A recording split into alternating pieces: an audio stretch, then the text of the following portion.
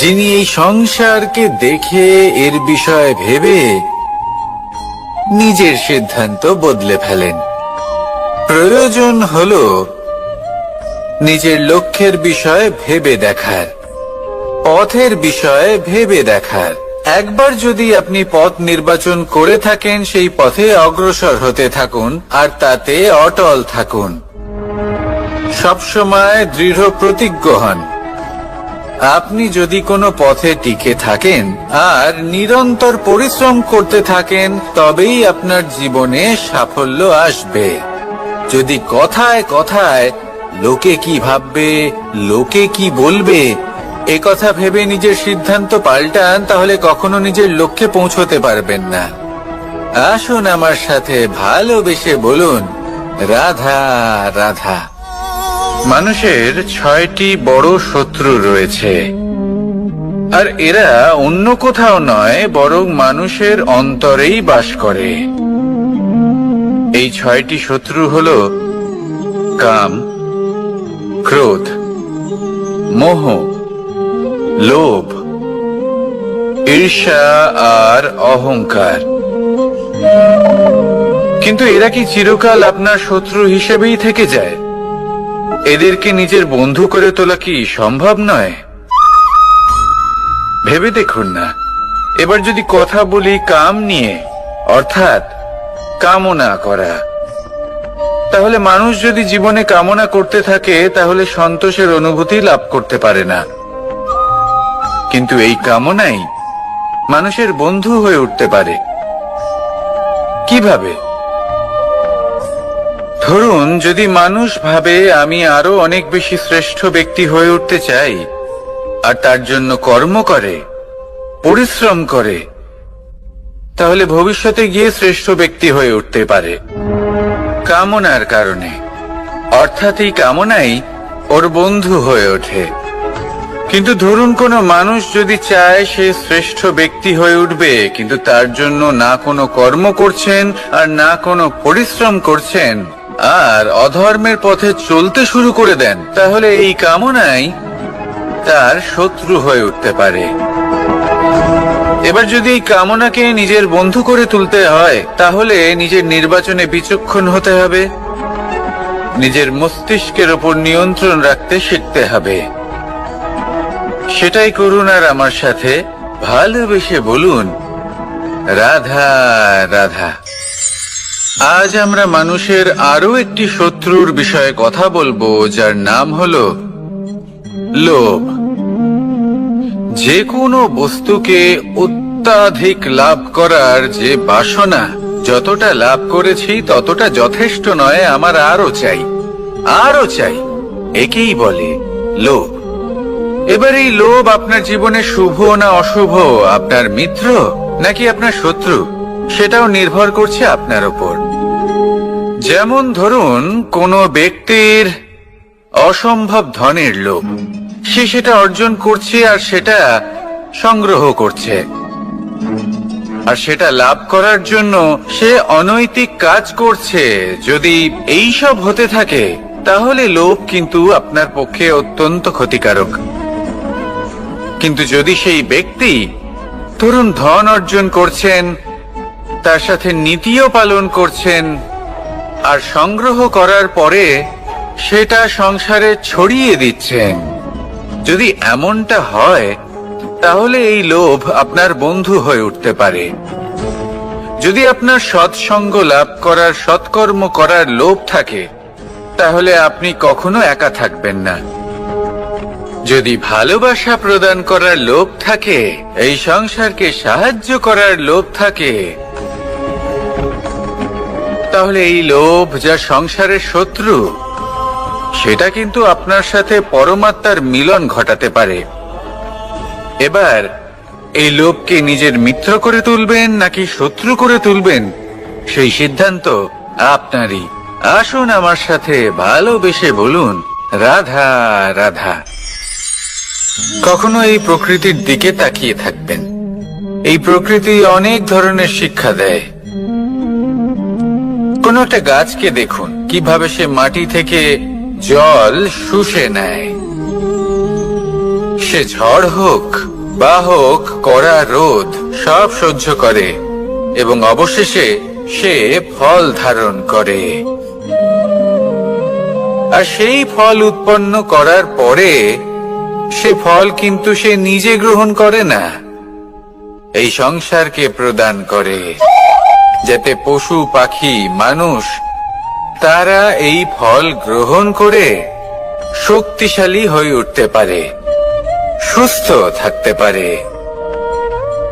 সেভাবেই নদী, সরোবর এরা নিজেরাও কিন্তু নিজেদের জল গ্রহণ করে না, মাটিকে প্রদান করে, পশু পাখিকে প্রদান করে। সূর্য নিজেও নিজের জন্য প্রজ্বলিত হয় না, সে প্রকাশ ছড়িয়ে দিতে চায় আমাদের সবার কাছে, সে আলো পৌঁছে দিতে চায়। এই প্রত্যেকের কর্মে পরমার্থ নিহিত আছে, আর সেই জন্যই এদের সকলকে পুজো করা হয়। তাই মনে রাখবেন, আপনার কাছে জীবন যাপনের অতিরিক্ত যা কিছুই আছে তা পরমার্থের জন্য। তাহলে তার সদ্ব্যবহার করুন আর আমার সাথে ভালোবেসে বলুন, রাধা রাধা। পরিবর্তন, এটা হলো সৃষ্টির অমূল্য নিয়ম। এই সংসারে সবকিছু সময়ান্তরে পরিবর্তিত হয়, এই সময়ও পরিবর্তিত হয়। পরিবর্তন চিরকাল হয়ে এসেছে আর চিরকাল হতে থাকবে। কিন্তু এবার আমরা সেই পরিবর্তন কিভাবে লাভ করব, যেটা আমাদের প্রয়োজন, যেটা আমরা চাই? আমরা জীবনে বিকাশ চাই। এই বিকাশ কিভাবে লাভ করতে পারি? এই প্রকৃতি কিন্তু আমাদের অত্যন্ত উত্তম উদাহরণ দিয়ে বুঝিয়েছে। একটি বিন্দুর উদাহরণ দিয়েছে, যা ভবিষ্যতে একটা বিশাল নদীর আকার ধারণ করে। এটা কিভাবে হয়? মেঘ থেকে একটি বিন্দু ঝরে পড়ে সেই পর্বতের ওপর যেখানে হিম আছে। সেই হিমের সংস্পর্শে আসা মাত্র সেই বিন্দুর সাথে আরো বেশ কিছু বিন্দু যুক্ত হয়, তারপর তারা অগ্রসর হয়, আরো কিছু বিন্দু যুক্ত হয়, আস্তে আস্তে একটা ক্ষীণ ধারার রূপ ধারণ করে, এবং সেটাই ভবিষ্যতে আরো এগোতে থাকে। অনেকটা যাওয়ার পর যখন অনেক সংখ্যক বিন্দু একসাথে যুক্ত হয়, তখন সেটা বিশাল নদীর আকার ধারণ করে। এবার আমরা মানুষ বলে আমাদের সাথে এই নিয়মের অন্যথা হয় তা নয়। আমরাও এই প্রকৃতির অংশ, আমাদের ক্ষেত্রেও একই নিয়ম প্রযোজ্য। যখন পরিশ্রম করে অনেক সংখ্যক বিন্দু আমরা একত্রিত করব, তখনই পরিবর্তনের নদী প্রবাহিত হবে। প্রয়োজন হলো নিরন্তর পরিশ্রম করা এবং ধৈর্য ধরা। এটা করতে থাকুন, জীবনে সবকিছু লাভ করতে পারবেন।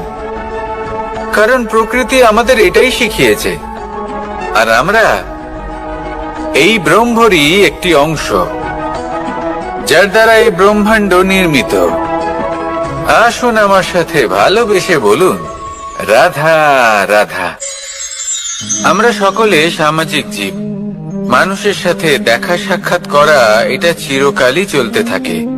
আমরা কখনো কাউকে উপহার দিই, আবার কখনো কেউ আমাদের উপহার দেয়। কখনো কি এমন হয়েছে যে আপনি কাউকে একটা উপহার দিয়েছেন, কিছু সময় পরে বা কিছু মাস পরে সেই উপহারই ঘুরে ফিরে আপনার কাছেই এসেছে, অর্থাৎ সেই বস্তুটাই আপনার কাছে আবার ফিরে এলো? এরকম হয়। ছেলেবেলায় একদিন একজনের বিবাহ ছিল, তখন মা তাকে একটা উপহার দিতে চাইছিলেন। তাই তিনি একটা পোশাক বানালেন আর সেটাকে সুসজ্জিত করছিলেন। আমি দেখলাম আর জিজ্ঞেস করলাম যে, মা, এই পোশাক এত সুসজ্জিত করার কি আছে? তখন মা বললেন যে, কানাই, কখনো কাউকে এমনই উপহার দেবে, এমন প্রকারে দেবে যে সেটা যদি আবার ঘুরে ফিরে তোমার কাছে ফিরে আসে, তাহলে যেন তোমার খারাপ না লাগে। এটাই কিন্তু হয় আমাদের ব্যবহারের সাথে, কর্মের সাথেও এবং আমাদের কথার সাথেও।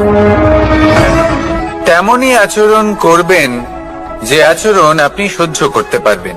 যদি মুখ থেকে কটু কথা বেরোতে থাকে তখন নিজেকে সংযত করে নিন।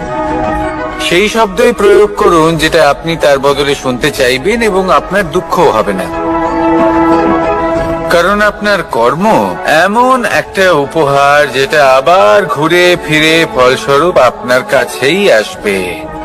সেই জন্য নিজের আচরণ শুভ করুন, নিজের মানসিকতা শুভ করুন, নিজের মুখ থেকে মধুর বাণী নিঃসৃত করুন, আর এইভাবেই মধুর ভাবে বলুন, রাধা রাধা। এই সংসারে প্রত্যেকটা জিনিসের নিজস্ব একটা বিশেষত্ব আছে, আর তার বিশেষত্বর জন্যই তাকে বিশেষ গুরুত্ব দেওয়া হয়। যদি কথা বলি অস্ত্রের, যেমন তরোয়াল নির্মাণ করা হয়েছে রক্ষার জন্য। কত তাড়াতাড়ি সে সামনে উপস্থিত শত্রুকে নিধন করতে পারে। এবার এই তরোয়ালের কোন গুণটা দেখা প্রয়োজন? সেটার ধার। সেই বস্তুটি নয় যার মধ্যে এই তরোয়াল রাখা হয়। সেইভাবেই যদি আমি কথা বলি বাণের, তাহলে এটা প্রয়োজনীয় নয় যে সেই বাণ কতটা তীক্ষ্ণ, কতটা বলশালী। এটা দেখা প্রয়োজন যে তার আকারটা কেমন। সে কি বাতাস ভেদ করে নিজের লক্ষ্যে পৌঁছতে পারবে? সেটা বেশি গুরুত্বপূর্ণ। সেই জায়গাটা নয় যেখানে সেই বাণ রাখা হয়। ঠিক সেইভাবে যদি আপনি কোনো মানুষেরই মূল্য বুঝতে চান, তাকে পরখ করে দেখতে চান, তাহলে তার জাতি, তার ধর্ম, তার রূপ, তার আকার, সেগুলো দেখে তাকে পরখ করতে চেষ্টা করবেন না। তাকে পরখ এই সব কিছুর ভিত্তিতে করবেন না। তার স্বভাবটা দেখুন, তার গুণ দেখুন, তার প্রতিভা দেখুন, তার কর্ম দেখুন। কারণ এটাই সেই ব্যক্তির আসল পরিচয়, এটাই হলো তার অস্তিত্ব। যখনই আপনি কোন নর্তককে শ্রেষ্ঠ নৃত্য প্রদর্শন করতে দেখেন, তখন আপনি কিন্তু এটা ভাবেন না যে সে কোথা থেকে এসেছে, সে কি খায়, ওর বন্ধু বান্ধব কারা। আপনি তার নৃত্য দেখেন, ওর শিল্প দেখেন, সেটারই প্রশংসা করেন, সেটাকেই সম্মান করেন। সেইভাবে এই সংসারে সকলকে সম্মান করুন। আর এই সম্মানের আধার হওয়া উচিত তার গুণ, তার স্বভাব, তার কর্ম, তার রূপ আর তার বেশভূষা নয়। আসুন আমার সাথে ভালোবেসে বলুন, রাধা রাধা। এই সংসার বলে যে কৃষ্ণ হলো মহাযোগী। কেউ বলে যে কৃষ্ণ হলো সাংখ্য যোগের প্রবর্তক, কেউ বলে ভক্তি যোগের, কেউ বলে জ্ঞান যোগের, কেউ কেউ এটা মনে করেন যে অষ্টাঙ্গ যোগের প্রভু হলাম আমি। কিন্তু এই যোগ আসলে কি? যোগ বিষয়টাকে বোঝা খুব একটা কঠিন নয়, কিন্তু সেই যোগকে নিজের যাপনের অংশ করে তোলা হলো অত্যন্ত কঠিন, আর তার জন্য প্রয়োজন অভ্যাস। যোগ শব্দটার অর্থ হলো যুক্ত করা, আর এটা আমি ছোটবেলায় শিখেছিলাম। যখন আমার মাখন খেতে ইচ্ছে করত, আর মা মাখনের সেই হাঁড়িটা ওপরে টাঙিয়ে রাখতেন, তখন আমরা ভাবতাম যে অত দূরে পৌঁছবো কি করে। তখন আমরা যোগের বিষয়ে জানতে পারলাম, আর তখন জানতে পারলাম যে সব থেকে গুরুত্বপূর্ণ যোগ আসলে কি? সহযোগিতা, সাহায্য। আমরা সব সখারা একসাথে জড়ো হতাম, একে অপরের পিঠের ওপর উঠে দাঁড়াতাম, আর তারপর আমরা ওই মাখনের হাঁড়ির কাছে পৌঁছতে পারতাম, আর তারপর আমরা সবাই মিলে সেই মাখন ভাগ করে খেতাম। সহযোগিতা, এটা অত্যন্ত গুরুত্বপূর্ণ। পাণ্ডবরাও মহাভারতে এটাই করেছিলেন। ওনাদের সাথেও কেউ ছিল না, একে অপরকে সাহায্য করে ওনারা অনেক বীরদের একত্রিত করেছিলেন। তারপর অবশেষে মহাভারতের এই মহাযুদ্ধে ওনারা জয়লাভ করেছিলেন। রামায়ণে রাম এবং লক্ষ্মণের সাথে কেউ ছিল না। সহযোগিতার মাধ্যমে ওনারা ভাল্লুক আর বানর সেনাকে একত্রিত করেছিলেন, আর এই সংসারের সব থেকে প্রবল রাক্ষস রাবণকে বধ করেছিলেন। মনে রাখবেন, একসাথে মিলে যদি আপনারা কর্ম করতে শেখেন, তাহলে এই সংসারে এমন কিছুই নেই যেটা আপনি অর্জন করতে পারবেন না। আসুন আমার সাথে ভালোবেসে বলুন, রাধা রাধা। কর্ম এবং ফল। মানুষের স্বভাব হলো এটাই যে তিনি নিজের প্রত্যেক পরিশ্রমের প্রতিফল প্রার্থনা করেন। বেশিরভাগ সময় এই ফলাফলের চিন্তা করতে করতে, কল্পনা করতে করতে উনি কর্ম করতে থাকেন যে আমি এই কাজটা করলে এই ফল পাবো। সেই সব কল্পনা করতে থাকেন যা না তার হাতে আছে, না আছে অধিকার, আর না আছে নিয়ন্ত্রণ। উনি শুধু নিজের কর্ম করতে পারেন। উনি কি ফল পাবেন তা তার হাতে কখনোই নেই। তাই আপনিও শুধুমাত্র কর্ম করতে থাকুন, ফলের চিন্তা করবেন না। মনে রাখবেন, শিকড় এবং শাখা যেভাবে একে অপরের সাথে জড়িয়ে, সেইভাবেই একে অপরের সাথে জড়িয়ে কর্ম এবং ফল। যেরকম কর্ম আপনি করবেন, সেরকম ফল আপনি অবশ্যই পাবেন। তাই এই ফলের আশায় কর্মের সময় কখনোই নষ্ট করবেন না, কারণ যে ব্যক্তি সময় নষ্ট করেন, সময় সেই ব্যক্তিকে অবশ্যই নষ্ট করে দেয়। কর্ম করুন নিঃস্বার্থভাবে, ফলের চিন্তা করবেন না, আর আমার সাথে ভালোবেসে বলুন, রাধা রাধা। কর্ম এবং ফল। দেখতে গেলে এই সমস্ত ব্রহ্মাণ্ড এই দুইয়ের মাঝেই স্থির হয়ে আছে। মানুষজন কর্ম করেন ভালো ফল লাভের আশায়, আর ভালো ফল লাভের আশায় উনি এটাই ভুলে যান যে উনি যে কর্ম করছেন তা কি করছেন। আমি বলেছিলাম কর্ম করুন ফলের চিন্তা না করে, কিন্তু কি কর্ম করছেন সেই বিষয়ে ভাবাটাও অত্যন্ত আবশ্যক। নয়তো অনেক সময় আমরা এমন কর্ম করে ফেলি যা না চাইতেও বিষে পরিণত হয়, যা হয়েছে দুঃশাসনের সাথে, দুর্যোধনের সাথে, গুরু দ্রোণের সাথে। একজনের মানসিকতা উচিত ছিল না, একজনের বিবেক উচিত ছিল না, আরেকজন যে পক্ষ নির্বাচন করেছিলেন সেই পক্ষ উচিত ছিল না। আর যা কিছু ওনাদের সাথে হলো, আপনার, আমার, আমাদের সকলের সাথে তা হতে পারে। আমি বলেছিলাম কর্ম করুন, ফলের চিন্তা করবেন না, কিন্তু এই কর্মের বিষয়ে বিচার করে দেখাটাও ততটাই আবশ্যক। দেখুন, কর্ম করার উচিত প্রক্রিয়া ফলের চিন্তা না করা, কিন্তু যদি আপনার কর্ম শুভ হয়, তাহলে তার ফলও নিয়তি আপনাকেই দেবে। সর্বদা কর্ম করার সময় এটা ভাবুন যে আপনার এই কর্ম এই সংসারকে, এই সমাজকে, আপনার পরিবারকে, আপনার আশেপাশের মানুষজনকে কোন দিশায় নিয়ে যাবে। যদি এটা সবার জন্য মঙ্গলময় হয়, তাহলে কর্ম করতে থাকুন। আর হ্যাঁ, নিশ্চিত রূপে ফলের চিন্তা করবেন না।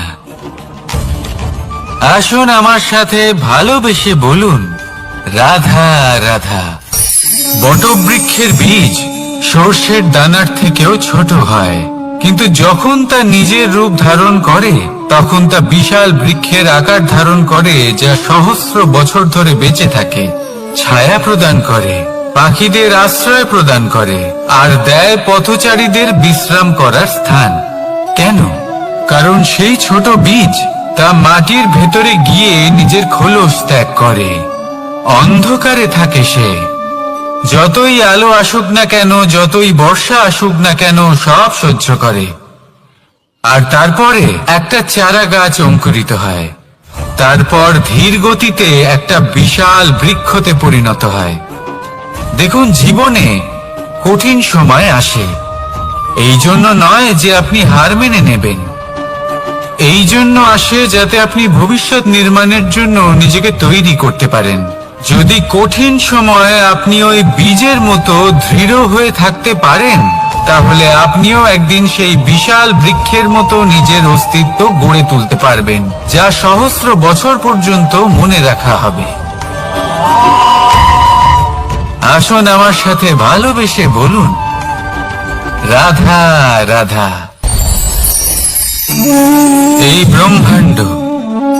এই ব্রহ্মাণ্ড কত বৃহৎ, তাই না? যার সম্মুখে এই পৃথিবীকেও একটা বিন্দুর মতো মনে হয়।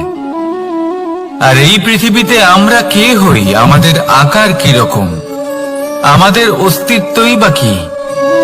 যখন আমরা এভাবে ভাবি তখন মনে হয় আমরা কিছুই নই। তা আমরা যখন কিছুই নই, তাহলে আমরা এত চিন্তা করি কেন? কি ভেবে ভয় পাই? কাকেই বা এত ভয় পাই? কে আমাদের মারতে পারে আর কেই বা আমাদের জন্ম দেবে? আত্মার আসলে না কখনো জন্ম হয় আর না কখনো মৃত্যু। আত্মা শুধুই শরীর বদল করে। আপনি, আমি, আমরা সকলে এই শরীর নয়, আমরা হলাম আত্মা, যা হলো পরম আত্মার পরম অঙ্গ।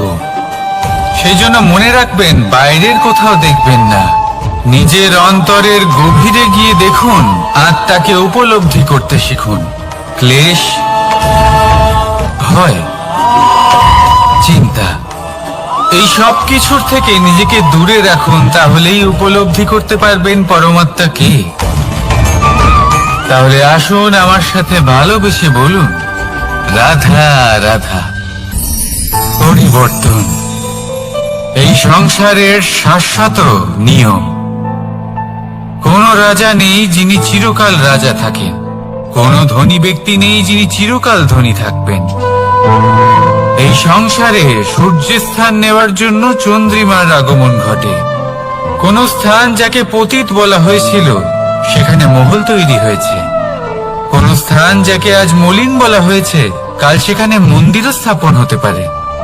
কোন ঋতু চিরকালের জন্য থাকে না, কখনো সময় চিরকাল একরকম থাকে না।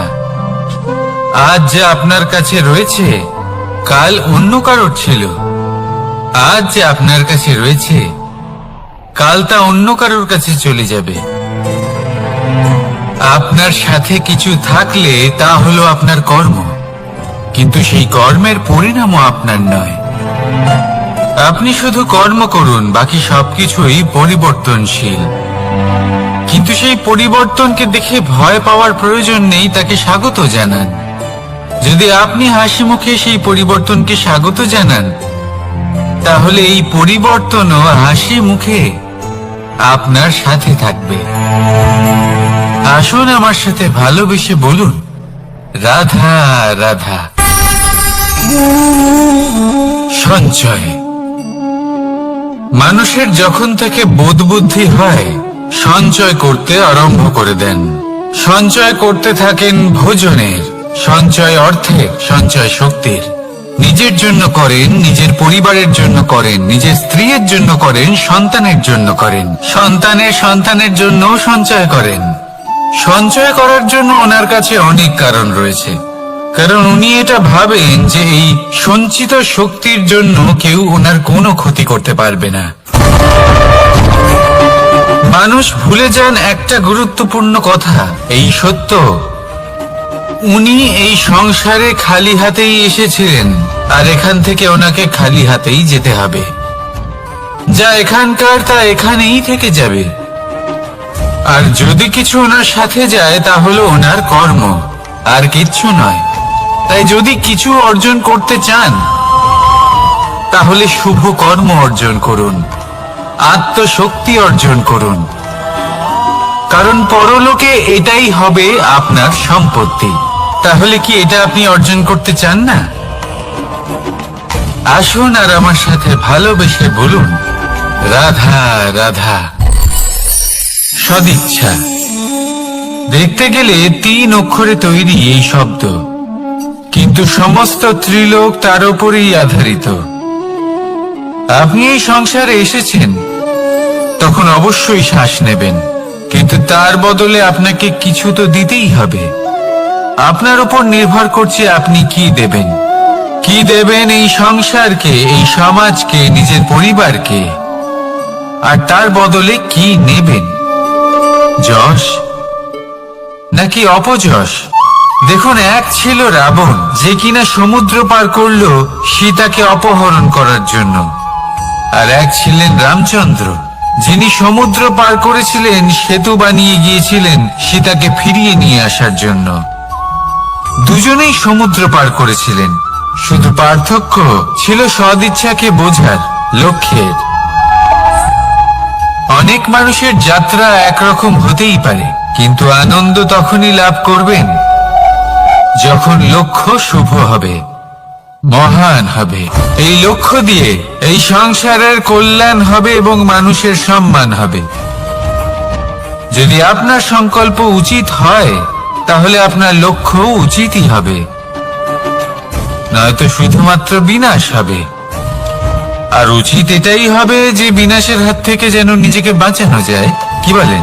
তাই জীবনে যে লক্ষ্য স্থির করছেন, মনে রাখবেন তা যেন শুভ লক্ষ্য হয়। যদি এরকম হয়, তাহলে আপনার যাত্রা, আপনার জীবন দুটোই শুভময় হবে। আসুন আর আমার সাথে ভালোবেসে বলুন, রাধা রাধা। সুরক্ষা। এই সুরক্ষা আসলে কি? এটা কি কোনো কবচ, নাকি কোনো সীমা? এই সুরক্ষা আসলে অন্য কিছু। আমাদের মাতা পিতা, আমাদের প্রিয়জন, আমাদের বন্ধু, এই সমাজ, আমাদের শুভাকাঙ্ক্ষী, আমাদের আত্মীয়, এনারা সবাই আমাদের জীবনে কোনো না কোনো ভাবে সুরক্ষা দিয়ে থাকেন, একটা কবচ দিয়ে থাকেন কোনো না কোনো রূপে। কিন্তু দেখতে গেলে আমাদের পরাক্রমের পথে, আমাদের বীরত্বের পথে, আমাদের সাহসের পথে এই সুরক্ষাই সব থেকে বড় বাধা হয়ে দাঁড়ায়। একবার ভেবে দেখুন, যদি আপনি কোনো সুরক্ষাই না পান, বা যদি আপনি এই সুরক্ষা ভেঙে বাইরে আসতে পারেন, তাহলে আপনার বীরত্ব চরম সীমায় পৌঁছে যায়। কেন? কারণ তখন আপনি জানেন যে এই সংসারের সম্মুখীন আমাদের নিজেদেরই হতে হবে। আপনি বুঝে যান যে শত্রুর সম্মুখীন এবার নিজের বলের দ্বারা, নিজের পরাক্রমের দ্বারা, নিজের সাহসের দ্বারা করতে হবে। আর তখন আমাদের মনের মধ্যে এই শক্তি জাগ্রত হয়। এই শক্তি অন্তরেই বসবাস করে, শুধু এটা চিনে নিতে হবে, একে জাগ্রত করতে হবে। আর এটা সুরক্ষা ভেঙে যাওয়ার পরেই সম্ভব হয়। আর যারা নিজের শক্তি সম্পর্কে জানেন, যিনি নিজেই জানেন তিনি কতটা শক্তিশালী, তিনি নিজেই নিজের সুরক্ষা কবচ চিরকালের মতো ভেঙে ফেলে দেন, ঠিক কর্ণের মতো। আর তারপরে দেখুন, আপনার পরাজয় হোক বা বিজয়ী হোক না কেন, সেটাই অনেক বড় হয়, সেটাই প্রশস্ত হয়ে থাকে। সেই জন্য ত্যাগ করুন নিজের ভয়কে, নিজের আশেপাশের এই সুরক্ষা চক্রকে ভেঙে ফেলুন, আর সম্মুখীন হন এই সংসারের নিজের শত্রু সম্মুখীন হন। পরাক্রমের এই অঙ্কুর, তা অঙ্কুরিত হওয়ার জন্য বীজের উপরের এই কবচ, এটা ভেঙে যাওয়া অতি আবশ্যক। আসুন আমার সাথে ভালোবেসে বলুন, রাধা রাধা। যখন আমরা হাঁটতে থাকি আর আমাদের পায়ে কাঁটা বিঁধে যায়, তখন মুখ দিয়ে আহ বেরিয়ে আসে, কান্না চলে আসে, আর অনেক সময় অভিশাপও বেরিয়ে আসে। কিন্তু আমরা কি কখনো এটা এইভাবে দেখেছি, এইভাবে ভেবেছি যে আমরা যে পথে চলেছি সেই পথে কাঁটা বিঁধেছে, নাকি আমরা সেই পথ নির্বাচন করেছি যাতে শুধুই কাঁটা রয়েছে? নাকি আমরা এভাবে ভেবে দেখেছি যে এই কাঁটা আমাদের কষ্ট দিতে এসেছে, নাকি এটা আমরাই বিছিয়ে রেখেছিলাম? সাবধান থাকা উচিত ছিল, কারণ কাঁটা বিঁধলে যন্ত্রণা হবে, চিৎকার করে ফেলতে পারি, মুখ থেকে অভিশাপও বেরিয়ে আসতে পারে। কিন্তু এই অভিশাপ শুধুমাত্র আমাদের তরফ থেকে অভিশাপ হয়, সামনের ব্যক্তিটির ওপরও নির্ভর করে। এবার সেই ব্যক্তি যদি এমন হয় যে ফুল আর কাঁটা এই দুই সমানভাবে গ্রহণ করতে পারে, তার কাছে অভিশাপও বরদানে পরিণত হয়। শেষ পর্যন্ত ব্যাপারটা দাঁড়ায় ভাবনা, চিন্তা, দৃষ্টিভঙ্গির উপর। কারণ আপনার এই ভাবনাই সত্যি হয়ে সামনে আসে। সেই জন্য এই ভাবনা, চিন্তা, মানসিকতাকে গুরুত্ব সহকারে দেখবেন। এই বিবেচনা নিয়ে বিবেচনা করতে শিখুন। আমার কথার অর্থ হলো যে জীবনে যখন এরকম কিছু একটা ঘটবে, তখন ভেবে দেখুন যে এরকম কেন হলো। আপনি কি এমন কোনো কর্ম করেছিলেন যার কর্মফল এটা? এমন কোনো কাজ যা অনুচিত ছিল, অসত্য ছিল, যা অভদ্রতার কারণ ছিল? ভেবে দেখা প্রয়োজন। দেখুন, ইচ্ছে হলো আপনার যে আপনি কি করতে চান। ভাবনা আপনার, সত্য আপনার, জীবন আপনার, সিদ্ধান্ত আপনার। আসুন আর আমার সাথে ভালোবেসে বলুন, রাধা রাধা। সময়। এই সময় আসলে কি? এই সময় একটা সরল রেখা তো কখনোই নয়। সময় হলো একটা চক্র। যেখানে এর আদি, সেখানেই হলো এর অন্ত। আর যেখানে তা শেষ হয়, সেখান থেকেই তার শুরু হয়। এই সময় একটা অত্যন্ত বিচিত্র চিন্তা, বিচিত্র ভাবনা। একটা বিচিত্র বস্তু যা কেউ বুঝতে পারেন না। এই সময়ের লীলা। এর কোনো প্রমাণ নেই, কোনো জ্ঞান নেই, কোনো পরিমাপ নেই। শুধু এটুকু আমরা জানতে পারি, যেখানে শেষ হবে সেখান থেকে একটা নতুন সূচনাও হবে। যা আজ আপনার কাছে আছে, কাল অন্য কারোর কাছে যাবে। তারপরে তার কাছ থেকেও অন্য কারোর কাছে যাবে।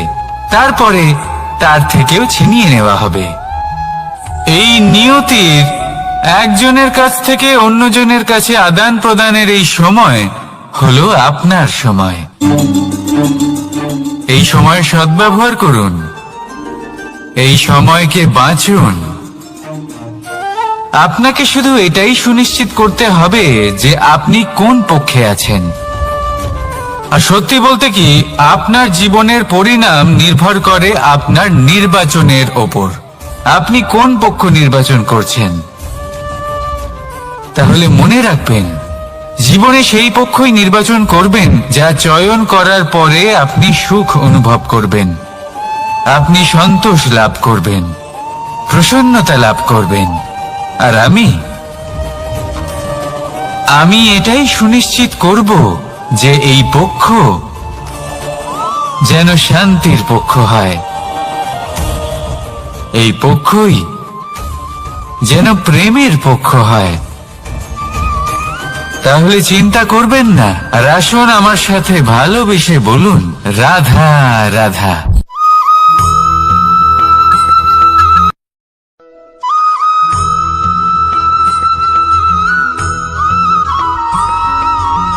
আমরা যখনই কোনো যাত্রায় যাব বলে মনে করি, তখনই আমরা প্রস্তুত থাকি আসন্ন বিপদের জন্য বা সংকটের জন্য।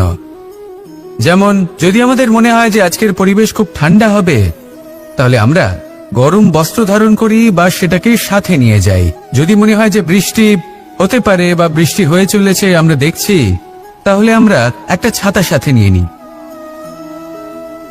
আমরা প্রস্তুত থাকতে চাই এবং এটাই উচিত, এবং সেই কারণেই আমরা যাত্রায় সাফল্য লাভ করি। কিন্তু যদি আমরা কথা বলি জীবনযাত্রা নিয়ে, যা কিনা সব থেকে বেশি গুরুত্বপূর্ণ, তাহলে তার জন্য আমরা পূর্ণরূপে প্রস্তুত থাকি না। আশেপাশের মানুষ, এই সমাজ, আমাদের সাথী, আমাদের মিত্ররা যে কোনো মুহূর্তে বদলে যেতে পারেন। সেই জন্য আমরা নিজেদেরকে কখনো সাবধান করি না, কখনোই নিজেদের প্রস্তুত করি না। আমাদের এটা কখনোই মনে হয় না যে এরকম হতে পারে। আর সেই কারণেই শেষে গিয়ে আমরা অত্যন্ত দুঃখ পাই। একটা অমূল্য শিক্ষা আছে যেটা আমাদের লাভ করা উচিত। সতর্ক থাকা উচিত। এই জীবনযাত্রার জন্য শুধুমাত্র এই পরিবেশের বিষয়ে তথ্য সংগ্রহ করা বা তাকে অনুমান করা, এটুকু হলেই চলবে না।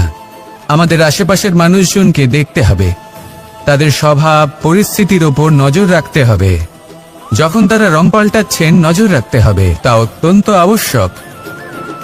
পরিবর্তন আপনার জীবনে অবশ্যম্ভাবী, সঠিকভাবে তার সম্মুখীন হন।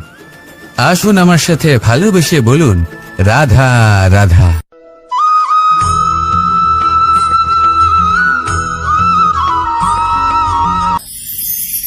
ঈশ্বর আসলে কে? সংসারের বেশিরভাগ মানুষের কাছে ঈশ্বর হলেন এই সংসারের রচয়িতা, পালনকর্তা। কারোর কাছে উনি জ্ঞাতা, কারোর কাছে উনি হলেন আস্থার প্রতীক, আবার কারোর জন্য শুধুমাত্র অন্ধ বিশ্বাস। কিন্তু এই ঈশ্বর কি কোনো শরীর, নাকি একটা বোধ, নাকি শুধুই শ্রদ্ধা? ঈশ্বর হলেন তিনি যিনি হলেন আপনার ইষ্ট। সেই জন্যই তো গুরু, মাতা, পিতা এনাদেরও ঈশ্বরই বলা হয়েছে। যাদেরকে আমরা ঈশ্বর বলে মনে করি, যারা আমাদের ইষ্ট, তারা আমাদের একটি পথ দেখান, একটি দিকে চালিত করেন। সেই পথে চলে আপনি শুভ কর্ম করতে পারেন। আর যখন কোনো ব্যক্তি তার ঈশ্বরের আদেশ পালন করেন, তখন সে নিজে থেকেই শুভ পথে অগ্রসর হয়ে যান। বেশ কয়েকজন মানুষ ঈশ্বরের ওপর আস্থা রাখেন এবং ভাবেন যে অনুচিত কোনো কাজ করা উচিত নয়, ঈশ্বর দেখছেন। ওনারা ভয় পান যে কোনো অনুচিত কর্ম করলে কে জানে তার পরিণাম কি হবে। এমন অনেক ব্যক্তি রয়েছেন যারা ঈশ্বরকে বিশ্বাস করেন এবং জানেন যে ঈশ্বর তাদেরকে দেখছেন, তাই যে যে শুভকর্ম ওনারা করেছেন তার ফল তারা অবশ্যই পাবেন। এবার আপনি ভয় পেয়ে ঈশ্বরকে বিশ্বাস করবেন, নাকি বিশ্বাসের দ্বারা ঈশ্বরকে বিশ্বাস করবেন, সেই সিদ্ধান্ত আপনারই। কিন্তু হ্যাঁ, যদি আপনার মনে ঈশ্বরের জন্য কোনো স্থান থাকে, যদি আপনার কোনো ইষ্ট থাকেন, যদি আপনি কাউকে ঈশ্বর মনে করেন, যার প্রত্যেক আদেশ আপনি পালন করে থাকেন, তাহলে বলি ঈশ্বর কখনো আপনাকে অনুচিত পথে চালিত করবেন না। আসুন আমার সাথে ভালোবেসে বলুন, রাধা রাধা।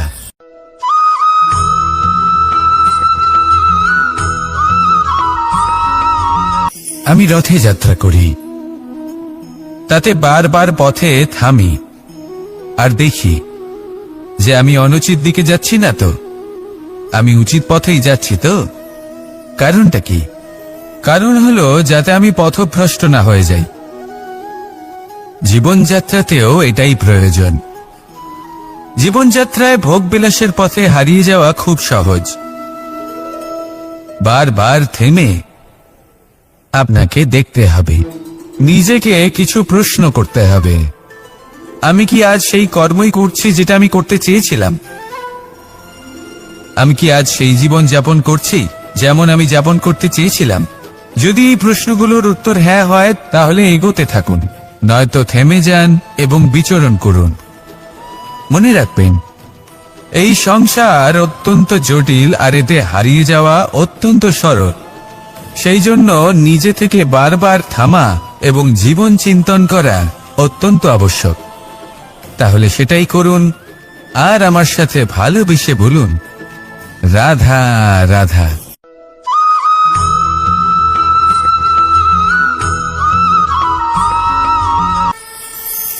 কথায় আছে যে স্বপ্ন এবং লক্ষ্য হলো একটি মুদ্রারই দুটি দিক।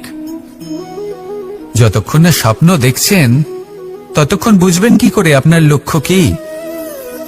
স্বপ্ন দেখে যদি নিজের লক্ষ্য বুঝতে পারেন, সেটা পেতে চান, তবেই সেটা লাভ করতে পারবেন। কিন্তু স্বপ্ন এবং লক্ষ্য এই দুইয়ের মধ্যে একটা ভারসাম্য রয়েছে, যেটা বজায় রাখা প্রয়োজনীয়। একে আমরা বলে থাকি পরিশ্রম। দেখুন, যদি আপনি স্বপ্ন দেখতে চান, তাহলে পরিশ্রম ত্যাগ করে নিদ্রা লাভ প্রয়োজন। কিন্তু যদি আপনি লক্ষ্য লাভ করতে চান, তাহলে আপনাকে নিদ্রা ত্যাগ করে পরিশ্রম করতে হবে। তাই আলস্য ত্যাগ করুন এবং সিদ্ধান্ত নিন যে আপনি কি চান আপনার জীবনের এই তুলাদণ্ডে। স্বপ্নের পাল্লা ভারী হওয়া প্রয়োজন নাকি লক্ষ্যের? আমার মতে এই দুইয়ের মধ্যে যদি ভারসাম্য বজায় রাখেন, তবে পথ নিজে থেকেই সামনে আসবে। শুধু সেই পথে অগ্রসর হতে থাকুন এবং আমার সাথে ভালোবেসে বলুন, রাধা রাধা।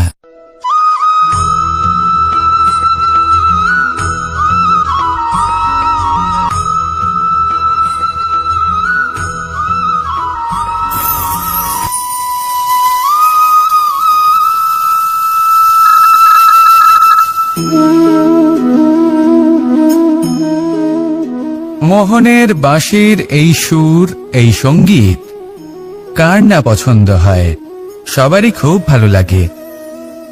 এবার এই সুর আসে কোথা থেকে? কেউ বলবেন কৃষ্ণের হৃদয় থেকে। সত্য কথা, এই সুর হৃদয় থেকে নির্গত হয় এবং প্রকট হয় এই বাঁশি থেকে।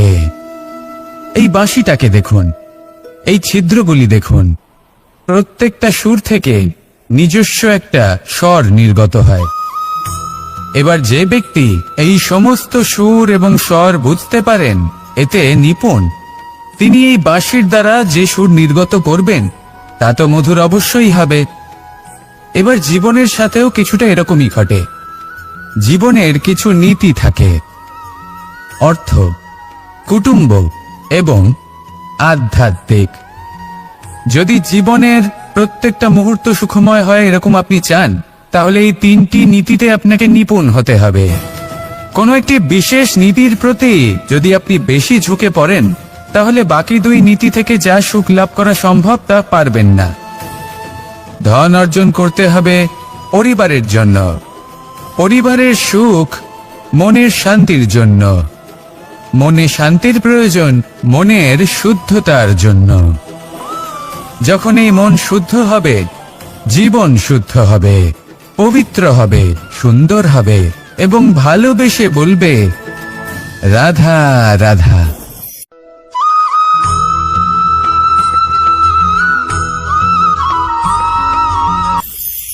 আপনারা সবাই একটা গাছের পাতাকে দেখুন।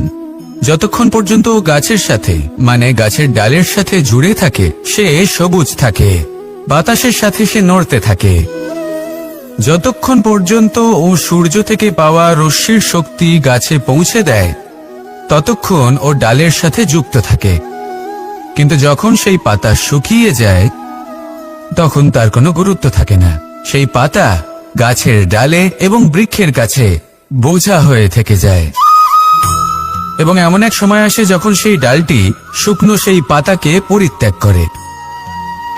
এটাই আমরা এই প্রকৃতিতে দেখি এবং এটাই হলো সত্য। আর এটাই আমাদের জীবনে খুব বড় একটা শিক্ষা।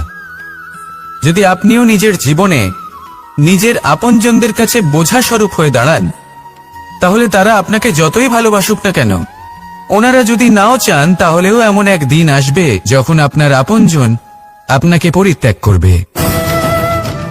সেই জন্য সবসময় আত্মনির্ভর হয়ে ওঠার চেষ্টা করুন। নিরন্তর পরিশ্রম করতে থাকুন, কারোর উপর বোঝা হয়ে থাকবেন না, বরং তার সাথে মিলে দায়িত্ব পালন করুন। এমনটা করবেন, তাহলে আপনার সম্মানও বজায় থাকবে এবং সম্পর্কের মধ্যে আপনার মূল্য বজায় থাকবে। আসুন আর আমার সাথে ভালোবেসে বলুন রাধা রাধা।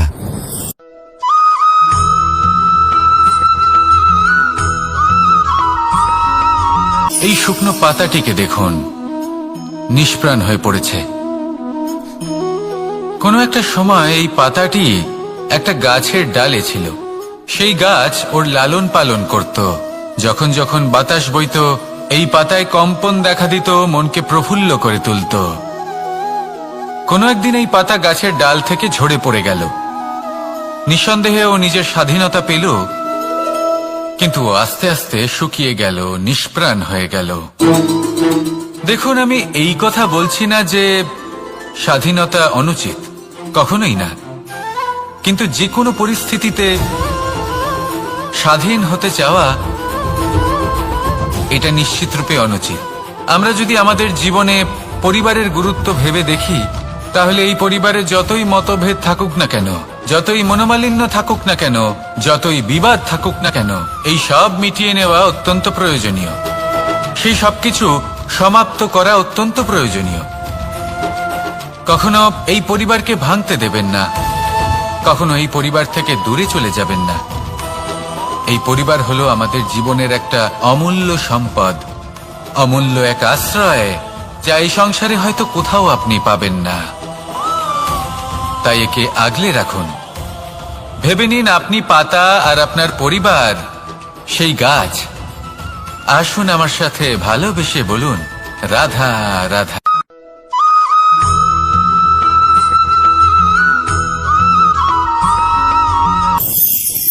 প্রেম।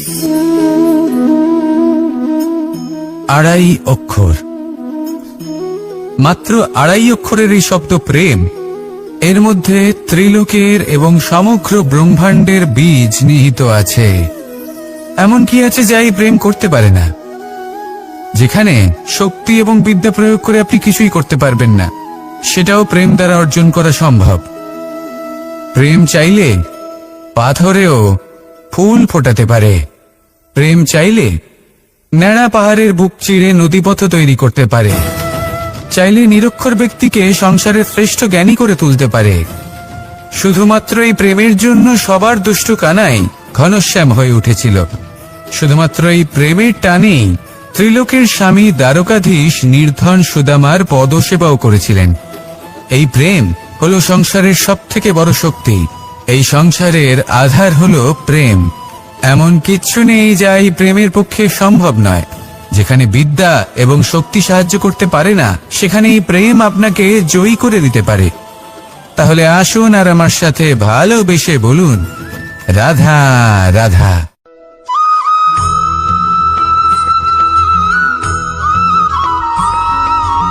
দীপাবলি আমাদের সবথেকে বড় উৎসব। শ্রীরাম রাবণকে পরাস্ত করে 14 বছরের বনবাস কাটিয়ে আবার অযোধ্যায় ফিরে এলেন অমাবস্যার রাত্রে। অযোধ্যায় সবাই খুব প্রসন্ন ছিলেন, খুবই উৎসাহিত ছিলেন।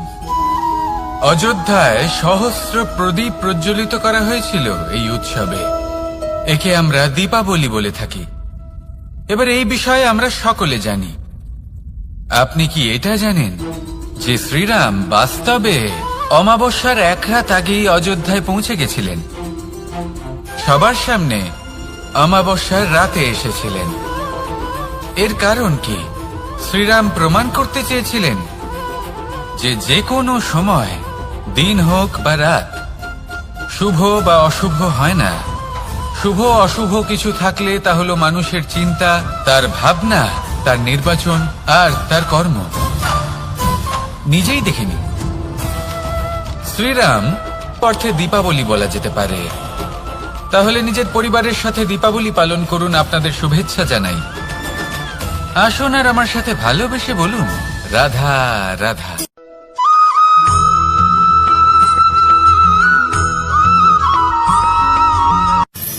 মানুষের এই জীবন, মানুষ জন্ম নেয়, একটা নির্দিষ্ট সময়ের পরে এই সংসার ত্যাগ করে চলেও যায়।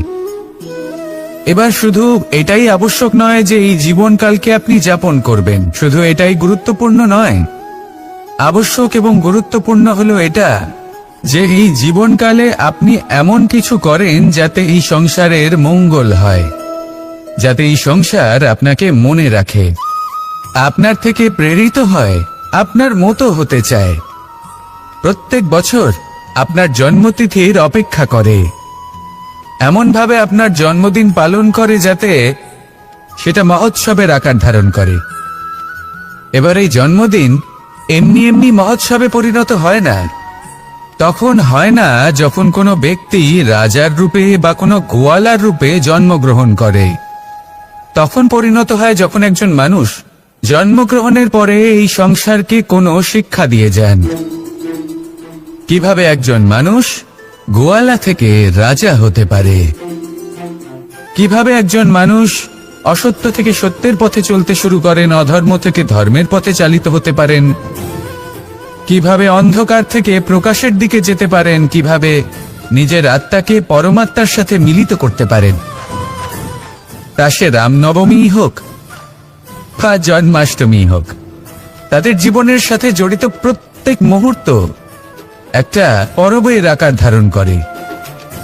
তাহলে আপনিও এইভাবে নিজের জীবন যাপন করতে থাকুন। এই সংসারে শুধু ভালোবাসা বিতরণ করুন, কিছুটা এমন ভাবে বিতরণ করুন যাতে আপনি এই সংসার থেকে চলে যাওয়ার পরেও এই সংসারে আপনি শুধুই ভালোবাসা বিতরণ করতে পারেন। যদি আপনি এরকম করেন, সংসারকে প্রেরণা দেন, তাহলে আপনার জীবনও রাধা কৃষ্ণের প্রেমের মতোই অলৌকিক এবং দৈব হয়ে উঠবে। আসুন আর আমার সাথে ভালোবেসে বলুন, রাধা রাধা।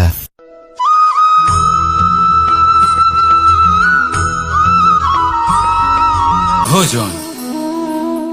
এই সংসারে যেই হোক না কেন, কোনো মানুষ হোক, কোনো প্রাণী হোক, কোনো কীট হোক বা কোনো বনস্পতি হোক, প্রত্যেকের জন্য ভোজন অতি আবশ্যক। কারণ ভোজন থেকেই শক্তি পাওয়া যায়, আর সেই শক্তি দিয়েই সংসারের, আমাদের জীবনের সমস্ত কার্য করা যায়।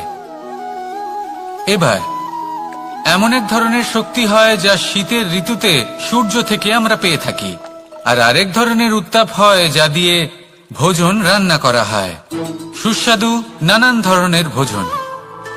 এবার অত্যন্ত গুরুত্বপূর্ণ হলো যে ব্যক্তি সেই ভোজন বানাচ্ছেন তার মানসিক পরিস্থিতি, এবং সেই ব্যক্তি যিনি ভোজন গ্রহণ করছেন তার মানসিক অবস্থা। যখনই আপনি ভোজন বানাচ্ছেন তখন ভালোবাসার সাথে কাজটা করুন, ধন্যাত্মক ভাব নিয়ে, সৎ ভাবনার সাথে। কারণ আপনার এই মানসিক স্থিতি শক্তির আকারে সেই খাদ্যের সাথে মিলে মিশে যায়। আর যখনই আপনি ভোজন গ্রহণ করছেন তখন সদ্ভাবনার সাথে, প্রসন্নতার সাথে গ্রহণ করুন, ধন্যাত্মক ভাব নিয়ে।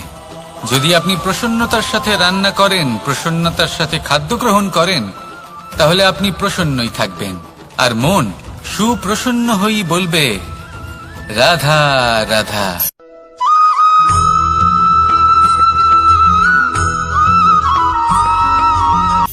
কথায় আছে সংসারে নাকি সকল রোগের ওষুধ আছে। যদি আপনি নিজের শরীরকে ভালোবাসেন তাহলে ব্যায়াম করুন, যদি নিজের নিঃশ্বাস প্রশ্বাসকে ভালোবাসেন তাহলে প্রাণায়াম করুন, যদি আপনি নিজের আত্মাকে ভালোবাসেন তাহলে ধ্যান করুন, কিন্তু যদি আপনি নিজের জীবনকে, পরমাত্মাকে ভালোবাসেন তাহলে সকলকে ভালোবাসতে থাকুন। এই ভালোবাসা অত্যন্ত গুরুত্বপূর্ণ এবং আবশ্যক। ভালোবাসার থেকে ভালো না কোনো ওষুধ আছে, না আছে কোনো আসন। এর থেকে ভালো না কোনো ব্যায়াম আছে, আর না কোনো প্রাণায়াম। এই ভালোবাসা বড় বড় সমস্যারও সমাধান করতে পারে। ভালোবাসা বড় বড় বিপদকে আপনার থেকে দূর করতে পারে। এই ভালোবাসাই আপনাকে জীবনে বাঁচতে শেখায়, কারণ ভালোবাসাই হলো জীবনের আসল সত্য। তাহলে আসুন আর আমার সাথে ভালোবেসে বলুন রাধা রাধা।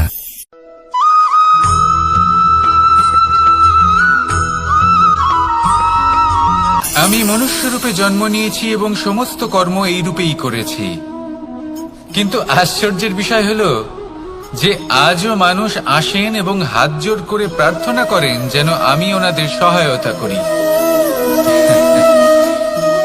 আপনাদের একটা কথা বলতে চাই, আমি সকলকে সাহায্য করতে পারবো না, কিন্তু আমি শিক্ষা অবশ্যই দিতে পারবো, জ্ঞান প্রদান করতে পারবো, এমন কিছু জ্ঞান যার ভিত্তিতে মানুষ যা চাইবেন তাই লাভ করতে পারবেন যদি সঠিক কর্ম করতে থাকেন।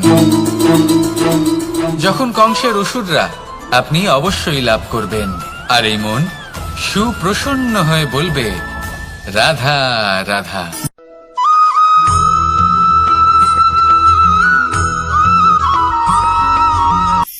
অর্থ, দ্বিতীয় পুরুষার্থ। এই অর্থ বলতে বেশিরভাগ মানুষই ধন মনে করেন, কিন্তু যদি অর্থের তাৎপর্য শুধুমাত্র ধন হয় তাহলে তা কিন্তু অত্যন্ত অনর্থকারী। তাহলে অর্থের অর্থ কি?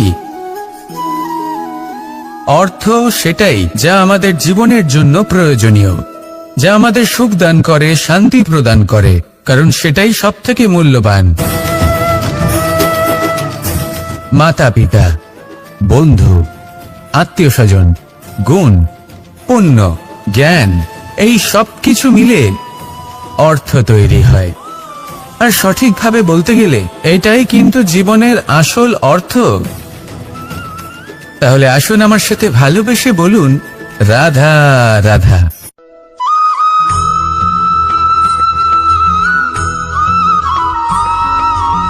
সুখ, দুঃখ এবং শক্তি, এই তিন হলো এই সংসারের ত্রিদেবের মতো। আমাদের জীবনে যা কিছু ঘটছে এই তিনটির ভিত্তির উপরেই হচ্ছে। আসলে এই সংসারের একটা নিয়ম আছে, যখনই আপনি কিছু লাভ করেন এই সংসার আপনার পরীক্ষা নেয়। এটা জানার জন্য আপনার পরীক্ষা নেয় যে আপনি যা কিছুই লাভ করেছেন, আপনি কি আদৌ সেটার যোগ্য কিনা। ঠিক সেইভাবেই এই সুখ, দুঃখ এবং শক্তি আপনার পরীক্ষা নিয়ে থাকে। যখন সুখ আসে তখন সে আপনার পরীক্ষা নেয় যে আপনার মধ্যে অহংবোধ জাগ্রত হয়নি তো। যদি অহংবোধ চলে আসে তাহলে সুখ সেখানেই সঙ্গ ত্যাগ করে। দুঃখ আপনার ধৈর্যের পরীক্ষা নিতে থাকে, আর যদি আপনার মধ্যে ধৈর্য না থাকে তাহলে এটা আপনাকে আরো বেশি দুঃখের গভীর অন্ধকারে ঠেলে দেবে। সেখানে শক্তি পরীক্ষা নেয় আপনার বিনম্রতার। যদি আপনি বিনম্র না হন তাহলে হয় এই শক্তি আপনার সঙ্গ ত্যাগ করবে, নয় এই শক্তি বিনম্রতার অভাবে আপনার পতনের কারণ হতে পারে। এই সংসারে যে কোনো ব্যক্তি যিনি এই পরীক্ষায় উত্তীর্ণ হয়ে থাকেন, এই জীবনে তিনি সাফল্য লাভ করেন। আসুন আমার সাথে ভালোবেসে বলুন, রাধা রাধা।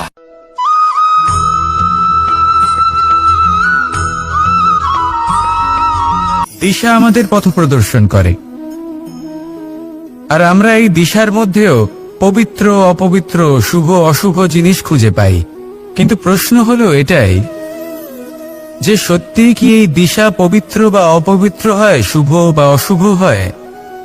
সত্যি কথা বলতে দিশা শুধুই একটা দিক মাত্র, কিন্তু সেই দিকে যে ব্যক্তি থাকেন তার কর্ম হয় শুভ হয় নয় অশুভ হয়। যেমন ধরুন সূর্য, যাকে ছাড়া আমাদের জীবন চলতে পারে না, উনি উদিত হন পূর্ব দিক থেকে, এবং এই কারণে সূর্য মহান নন বা পবিত্র নন যে উনি পূর্ব দিক থেকে উদিত হন। উনি এই কারণে মহান কারণ উনি আমাদের সকলকে প্রকাশ প্রদান করেন, এবং পূর্ব দিক এই কারণে মহান কারণ সেদিক থেকে সূর্যোদয় হয়। এবার সূর্যাস্ত হয়ে থাকে পশ্চিম দিক থেকে, আর তাই বেশিরভাগ মানুষ পশ্চিমকে অশুভ মনে করেন, অপবিত্র মনে করেন। সেখানে যদি আমি উত্তর এবং দক্ষিণের কথা বলি তাহলেও সেই একই ব্যাপার। উত্তর দিকে যদি আমরা কখনো যাত্রা করতে চাই তাহলে আমরা নিঃসংকোচে কোনো ভাবনা চিন্তা ছাড়াই যাত্রা করতে পারি। সেখানেই দক্ষিণ দিকে যদি আমরা যাত্রা করতে চাই তাহলে আমরা শুভ মুহূর্ত খুঁজি। কারণটা কি? কারণ উত্তর দিকে হিমালয় পর্বত আছে, যেখানে আমরা জড়িবুটি খুঁজে পাই, যেখান থেকে পবিত্র নদী প্রবাহিত হয়। সেখানেই দক্ষিণ দিকে আছে বিশাল নোনা জলের সাগর। এমন একটা স্থানও আছে যেখানে লঙ্কাপতি রাবণ থাকতেন। আর হয়তো এই সকল কর্মের কারণেই আমাদের দৃষ্টিভঙ্গি এমন হয়ে গেছে। তাই আপনার কর্ম সবসময় যথাসম্ভব শ্রেষ্ঠ রাখুন, কারণ আপনার কর্ম শুধু আপনার জন্যই নয়। আপনি যেখানে আছেন, আপনার কুল, আপনার স্থান, আপনার দিশা, এই সব কিছুর ওপর তার প্রভাব পড়বে। তাই সবসময় শুভ কর্ম করুন এবং আমার সাথে ভালোবেসে বলুন, রাধা রাধা।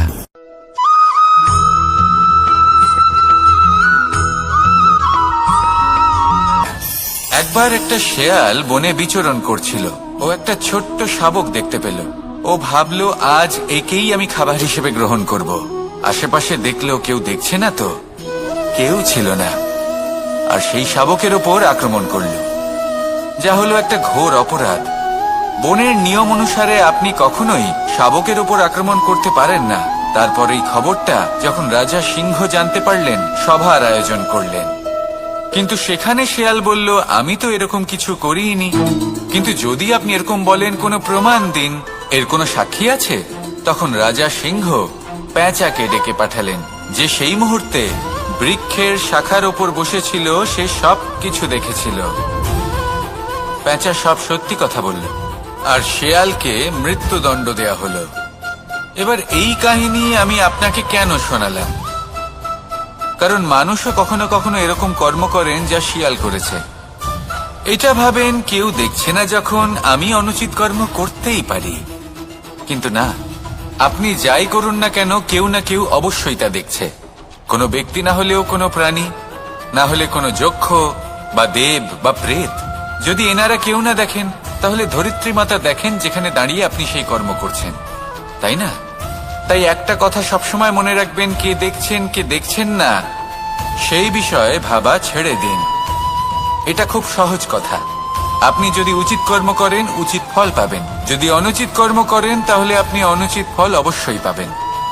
সেই জন্য উচিত পথে চলতে থাকুন, উচিত কর্ম করতে থাকুন, আর আমার সাথে ভালোবেসে বলুন রাধা রাধা।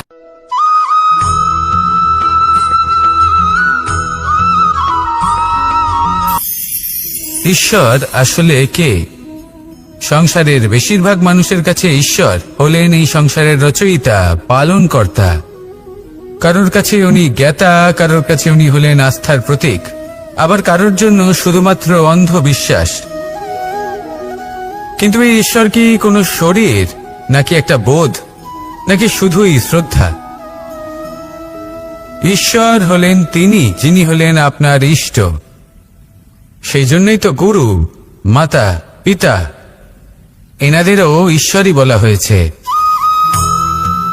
যাদেরকে আমরা ঈশ্বর বলে মনে করি, যারা আমাদের ইষ্ট, তারা আমাদের একটি পথ দেখান, একটি দিকে চালিত করেন। সেই পথে চলে আপনি শুভ কর্ম করতে পারেন। আর যখন কোনো ব্যক্তি তার ঈশ্বরের আদেশ পালন করেন, তখন সে নিজে থেকেই শুভ পথে অগ্রসর হয়ে যান। বেশ কয়েকজন মানুষ ঈশ্বরের উপর আস্থা রাখেন এবং ভাবেন যে অনুচিত কোনো কাজ করা উচিত নয়, ঈশ্বর দেখছেন। ওনারা ভয় পান যে কোনো অনুচিত কর্ম করলে কে জানে তার পরিণাম কি হবে। এমন অনেক ব্যক্তি রয়েছেন যারা ঈশ্বরকে বিশ্বাস করেন এবং জানেন যে ঈশ্বর তাদেরকে দেখছেন, তাই যে যে শুভ কর্ম ওনারা করেছেন তার ফল তারা অবশ্যই পাবেন। এবার আপনি ভয় পেয়ে ঈশ্বরকে বিশ্বাস করবেন, নাকি বিশ্বাসের দ্বারা ঈশ্বরকে বিশ্বাস করবেন, সেই সিদ্ধান্ত আপনারই। কিন্তু হ্যাঁ, যদি আপনার মনে ঈশ্বরের জন্য কোনো স্থান থাকে, যদি আপনার কোনো ইষ্ট থাকেন, যদি আপনি কাউকে ঈশ্বর মনে করেন, যার প্রত্যেক আদেশ আপনি পালন করে থাকেন, তাহলে বলি ঈশ্বর কখনো আপনাকে অনুচিত পথে চালিত করবেন না। আসুন আমার সাথে ভালোবেসে বলুন রাধা রাধা।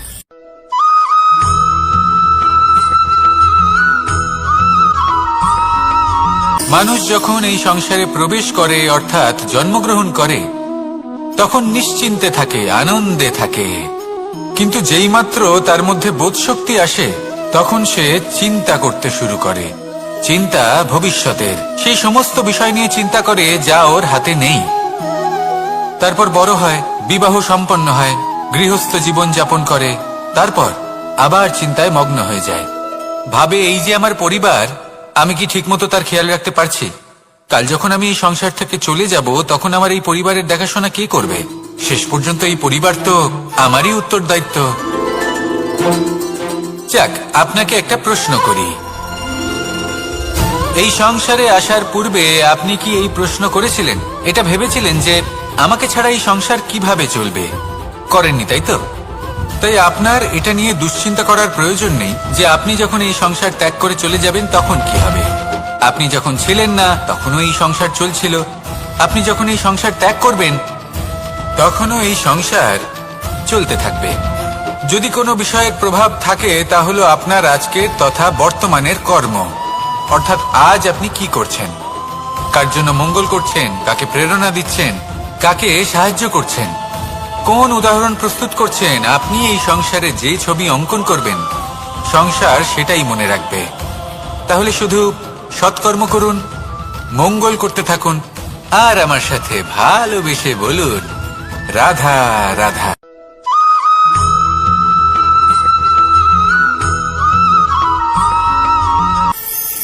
কথায় আছে যে স্বপ্ন এবং লক্ষ্য হলো একটি মুদ্রারই দুটি দিক।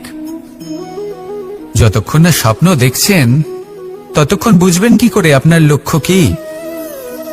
স্বপ্ন দেখে যদি নিজের লক্ষ্য বুঝতে পারেন, সেটা পেতে চান, তবেই সেটা লাভ করতে পারবেন। কিন্তু স্বপ্ন এবং লক্ষ্য, এই দুইয়ের মধ্যে একটা ভারসাম্য রয়েছে, যেটা বজায় রাখা প্রয়োজনীয়। একে আমরা বলে থাকি পরিশ্রম। দেখুন, যদি আপনি স্বপ্ন দেখতে চান, তাহলে পরিশ্রম ত্যাগ করে নিদ্রা লাভ প্রয়োজন। কিন্তু যদি আপনি লক্ষ্য লাভ করতে চান, তাহলে আপনাকে নিদ্রা ত্যাগ করে পরিশ্রম করতে হবে। তাই আলস্য ত্যাগ করুন এবং সিদ্ধান্ত নিন যে আপনি কি চান। আপনার জীবনের এই তুলাদণ্ডে স্বপ্নের পাল্লা ভারী হওয়া প্রয়োজন নাকি লক্ষ্যের?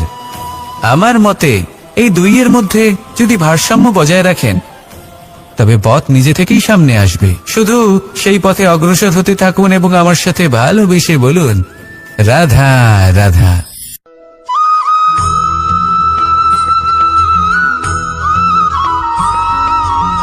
সংসারে আমাদের জীবনে যখন কোনো সুখ বা দুঃখ আসে, তার জন্য আমরা কাউকে না কাউকে অবশ্যই দায়ী করে থাকি, তাই না? এই ব্যক্তি আমাদের সাথে এরকম কাজ করেছেন, তাই আমার সাথে এমন হলো। ওই ব্যক্তি যদি এমনটা না করতেন তাহলে আজ আমি ওই স্থানে পৌঁছতে পারতাম। সবই আপনার দৃষ্টিভঙ্গির ওপর নির্ভরশীল, আর যদি আপনার দৃষ্টিভঙ্গি এমন হয় তাহলে তা অনুচিত। সত্যি কথা বলতে এই সংসারে ভিন্ন ভিন্ন ধরনের মানুষ আছে। এটা আপনার ওপর নির্ভর করছে কিভাবে তাদের স্বাগত জানাবেন। একবার ভাবুন, আমি আমার দুটো হাত সামনে নিয়ে এলাম, দুটো মুঠো খুলে দিলাম। দুই প্রকারের মানুষ আসবেন, কিছু না কিছু দিয়ে যাবেন। এই মুঠো যদি আমি বন্ধ করে দিই তাহলে না কেউ আমাকে কিছু দিতে পারবে, না আমার কিছু যাবে আসবে। নিশ্চয়ই বুঝতে পারছেন এই দুই ধরনের ব্যক্তি কারা এবং তারা কি দিয়ে যান। আমি যদি নিজের মুঠো খুলে দিই তাহলে কিছু ভালো মানুষ আসবেন, আমাকে আনন্দ, সন্তুষ্টি, জ্ঞান প্রদান করে যাবেন, ভালো অভিজ্ঞতা দিয়ে যাবেন। কোনো খারাপ ব্যক্তি যদি আসেন তাহলে তিনিও খারাপ অভিজ্ঞতা দেবেন, যার থেকে আমি শিক্ষা লাভ করব। এই সব কিছু আমি লাভ করতে পারি। মুঠো যদি বন্ধ করে রাখি তাহলে আমি কিছুই পাবো না। দেখুন, এই সংসারে প্রত্যেকের জীবনে এরকম, প্রত্যেকের জীবনে সবকিছুই আছে, ভালো খারাপ দুই মানুষই আছে, ভালো অভিজ্ঞতা আছে, খারাপ অভিজ্ঞতা আছে। নির্ভর করছে আপনার উপর যে আপনি কি করবেন, এনাদের স্বাগত কিভাবে জানাবেন, কার থেকে কি বুঝবেন, কি শিখতে পারবেন, আর কোন দৃষ্টিভঙ্গি নিয়ে অগ্রসর হবেন। এটাই নির্ধারণ করবে যে আপনার জীবন কেমন হবে। আসুন আমার সাথে ভালোবেসে বলুন, রাধা রাধা।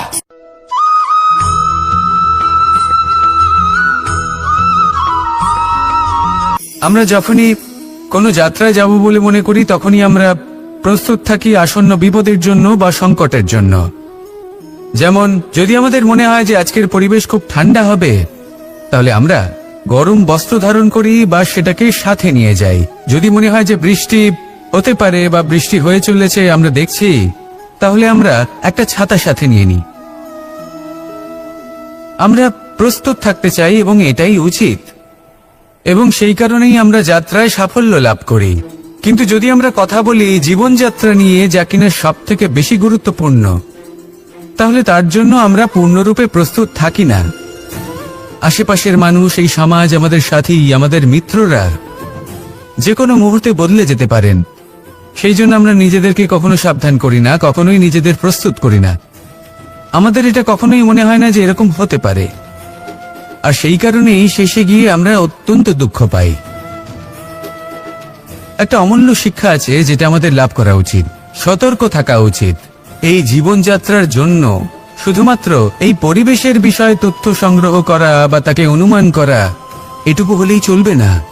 আমাদের আশেপাশের মানুষজনকে দেখতে হবে, তাদের স্বভাব পরিস্থিতির ওপর নজর রাখতে হবে। যখন তারা রং পাল্টাচ্ছেন নজর রাখতে হবে, তা অত্যন্ত আবশ্যক। পরিবর্তন আপনার জীবনে অবশ্যম্ভাবী, সঠিকভাবে তার সম্মুখীন হন। আসুন আমার সাথে ভালোবেসে বলুন, রাধা রাধা।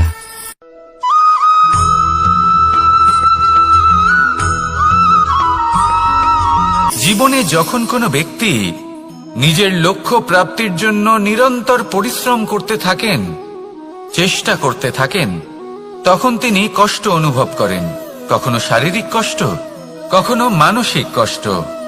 এবার উনি এটা ভাবতে থাকেন যে আমি কি উচিত করছি নাকি অনুচিত করছি। কারণ অন্যদিকে এমন একজন ব্যক্তিও আছেন যিনি একদমই পরিশ্রম, চেষ্টা করছেন না। তিনি মদিরা পান করেন, বিলাসিতায় জীবন কাটান, অলস প্রকৃতির হয়ে ওঠেন, নিদ্রাতে বিলীন হয়ে থাকেন আর ভাবেন যে তিনি সুখ লাভ করছেন।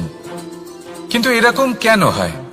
কারণ যখন আমরা সৎ পথে থাকি, উচিত পথে চলি, লক্ষ্য প্রাপ্ত করার জন্য চেষ্টা করতে থাকি, তখন আমাদের ভেতরে থাকা নেতিবাচক শক্তি এবং পাপ এই দেহকে ত্যাগ করে দেয়। আর এই অনুভূতিটাই আমাদের দুঃখের অনুভূতি দেয়, কষ্ট দেয়। এবার সেখানে যদি আমরা কুপথে চলি, অনুচিত পথে চলতে থাকি, তাহলে আমাদের ভেতরে থাকা পুণ্য এবং ধনাত্মক শক্তি আমাদের দেহ ত্যাগ করে দেয়। আর এই অনুভূতির কারণেই আমরা সুখ অনুভব করি। কিন্তু কখনো ভাববেন যে এই সুখ বেশি সময় পর্যন্ত থাকে না। সেই জন্য সবসময় মনে রাখবেন, যদি আপনি জানেন যে এটাই আপনার লক্ষ্য, এটাই উচিত পথ, শুভ পথ, তাতে নিরন্তরভাবে এগিয়ে যেতে চেষ্টা করতে থাকুন। এই কষ্ট আপনাকে সুখের পরাকাষ্ঠায় কখন পৌঁছে দেবে তা আপনি জানতেই পারবেন না। আসুন আমার সাথে ভালোবেসে বলুন, রাধা রাধা।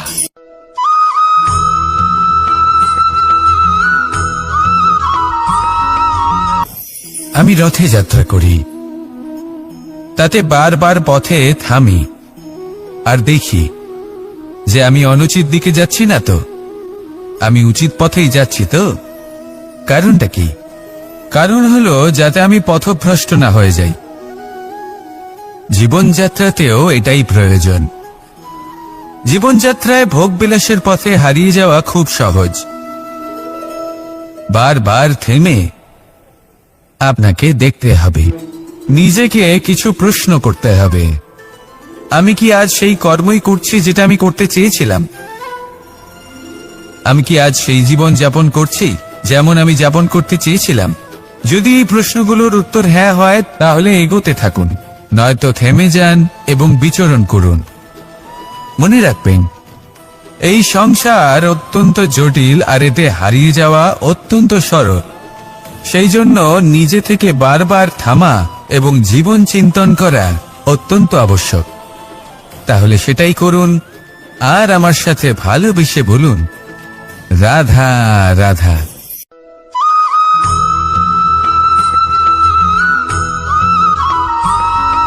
প্রত্যেক মানুষ নিজের জীবনে হীরক তথা হীরে এবং দর্পণ এই দুই দেখেছেন।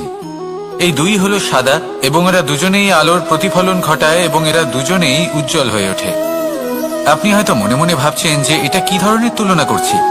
একটা হীরে তো রত্ন, তার মূল্য দর্পণের থেকে অনেক গুণ বেশি। কিন্তু হীরে থাকাতে দর্পণের মূল্য কিন্তু কোনো অংশে কমে যায় না, তাই না? মানুষ যখন হীরে নিজের হাতে নেয় তখন সবার আগে কি খোঁজে?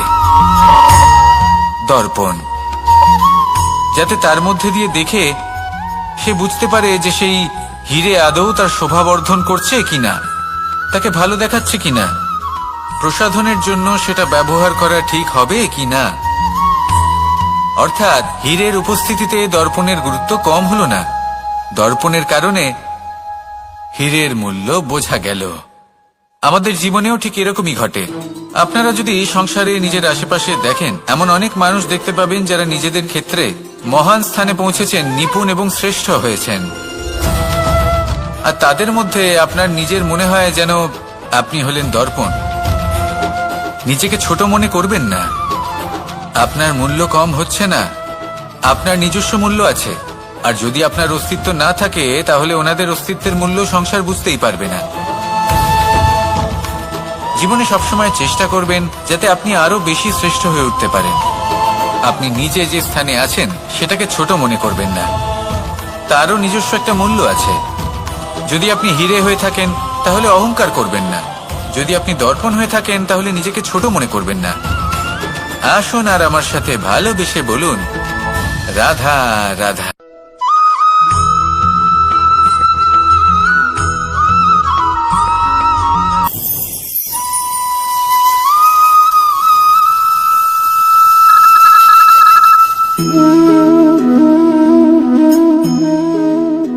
মোহনের বাঁশির এই সুর, এই সঙ্গীত কার না পছন্দ হয়? সবারই খুব ভালো লাগে। এবার এই সুর আসে কোথা থেকে? কেউ বলবেন কৃষ্ণের হৃদয় থেকে। সত্য কথা, এই সুর হৃদয় থেকে নির্গত হয় এবং প্রকট হয় এই বাঁশি থেকে। এই বাঁশিটাকে দেখুন, এই ছিদ্রগুলি দেখুন, প্রত্যেকটা সুর থেকে নিজস্ব একটা স্বর নির্গত হয়। এবার যে ব্যক্তি এই সমস্ত সুর এবং স্বর বুঝতে পারেন, এতে নিপুণ, তিনি এই বাঁশির দ্বারা যে সুর নির্গত করবেন তা তো মধুর অবশ্যই হবে। এবার জীবনের সাথেও কিছুটা এরকমই ঘটে। জীবনের কিছু নীতি থাকে, অর্থ, কুটুম্ব এবং আধ্যাত্মিক। যদি জীবনের প্রত্যেকটা মুহূর্ত সুখময় হয় এরকম আপনি চান, তাহলে এই তিনটি নীতিতে আপনাকে নিপুণ হতে হবে। কোনো একটি বিশেষ নীতির প্রতি যদি আপনি বেশি ঝুঁকে পড়েন, তাহলে বাকি দুই নীতি থেকে যা সুখ লাভ করা সম্ভব তা পারবেন না। ধন অর্জন করতে হবে পরিবারের জন্য, পরিবারের সুখ মনের শান্তির জন্য, মনে শান্তির প্রয়োজন মনের শুদ্ধতার জন্য। যখন এই মন শুদ্ধ হবে, জীবন শুদ্ধ হবে, পবিত্র হবে, সুন্দর হবে এবং ভালোবেসে বলবে রাধা রাধা।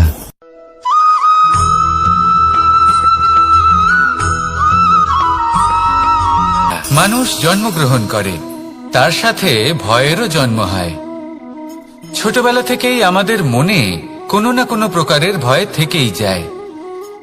কেউ এই বিষয়ে ভয় পায় যে তার কোনো বস্তু তার থেকে দূরে চলে যাবে, কেউ এই বিষয়ে ভয় পায় যে আমি নিজেকে হারিয়ে ফেলব, কেউ এই ভেবে ভয় পায় যে আমার প্রিয়জনেরা তারা যেন আমার থেকে দূরে না চলে যায়, কেউ এই ভেবে ভয় পায় যে আমরা যেন পথ না হারিয়ে ফেলি, আদি ইত্যাদি। কিন্তু সত্যি কথা বলতে, ভেবে দেখুন এই ভয় বাস্তবে কি? শুধুই একটা মনস্থিতি, আর কিছুই নয়। যা কিছু আপনি জীবনে পেয়েছেন তা একদিন আপনাকে হারাতে হবে। এই জীবন হলো আপনারই, কিন্তু তাও একদিন সমাপ্ত হবে। তাই ভয় পেয়ে কি লাভ? এই ভয় শুধু আপনাকে জীবন যাপন করা থেকে বাধা দিচ্ছে, আর কিচ্ছু নয়। পথ হারিয়ে ফেললেই বুঝতে পারবেন যে নতুন পথ কিভাবে বানাতে হয়। কিছু মানুষকে জীবন থেকে হারালে তবেই আপনি বুঝবেন যে আপনার আপনজনকে। এই ভয়ের কারণে ভীত হয়ে থাকবেন না। এই তারা নক্ষত্র অন্ধকারের অভাবে গুরুত্ব হারায়। শিবকেও মহাদেব হওয়ার জন্য বিষ পান করতে হয়েছিল। প্রত্যেক পরিস্থিতি, প্রত্যেক সাফল্য আপনার পরীক্ষা নেবে, তাতে উত্তীর্ণ হওয়া হলো আপনার কর্ম। যখনই আপনি ভয় পাবেন বা সংকটের সম্মুখীন হবেন, তখন সাহসের সাথে তার সম্মুখীন হন। মনে রাখবেন, যে সম্মুখীন হতে জানে সাফল্য তার সাথে সবসময় থাকে। আসুন আর আমার সাথে ভালোবেসে বলুন রাধা রাধা।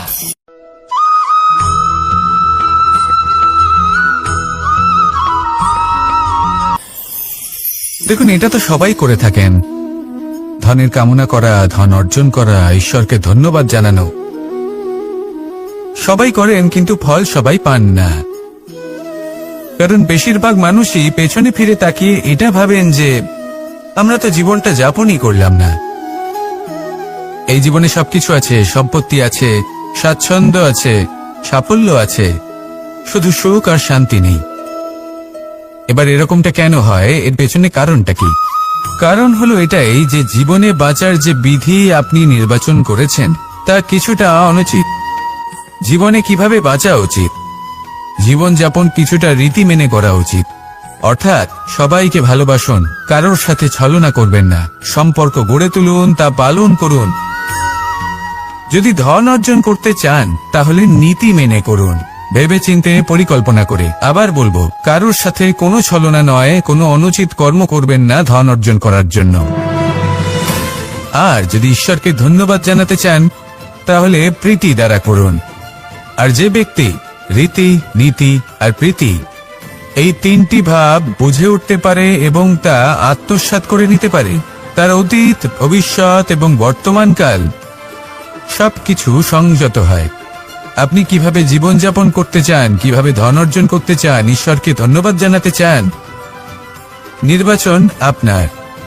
আসুন আমার সাথে ভালোবেসে বলুন রাধা রাধা।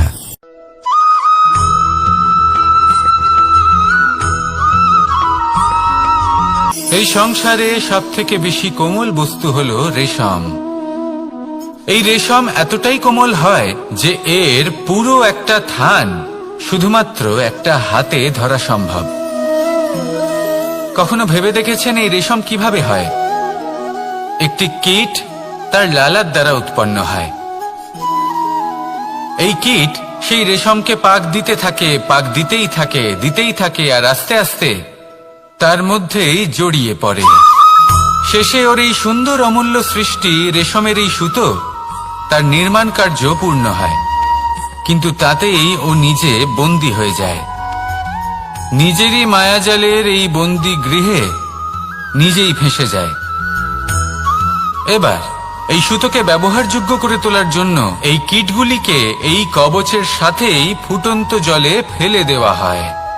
এই সংসারে যদি আমাদের স্বপ্ন এই সংসারের দুঃখ হরণ করার জন্য, এই সংসারে সুখ বিতরণ করার জন্য হয়, তবেই আমাদের প্রগতি সম্ভব। যদি আমাদের এই স্বপ্ন শুধুই আমাদের এবং আমাদের স্বার্থ সিদ্ধির জন্য হয়, তাহলে এই স্বপ্ন আমাদের অন্ধ করে দেবে, আমাদের অন্ধকারের পথে নিয়ে যাবে, আর আমরাও সেই কীটের মতো হয়ে যাব। নিজেদেরই মায়াজালে আমরা নিজেই ফেঁসে যাব, আর শেষে আমরা যদি কিছু লাভ করি তা হবে একাকিত্ব, অন্ধকারময় মৃত্যু। তাই স্বপ্ন অবশ্যই দেখুন, কিন্তু এমন ভাবে স্বপ্ন দেখবেন না যে তার এই বন্দিগৃহে আপনি নিজেই ফেঁসে গেলেন। স্বপ্ন দেখুন পরোপকারের, পরমার্থের, সবাইকে উদ্ধারের, অন্ধকারের নয়। তবেই কল্যাণ হবে, আর তবেই এই হৃদয় প্রসন্ন হয়ে বলবে, রাধা রাধা।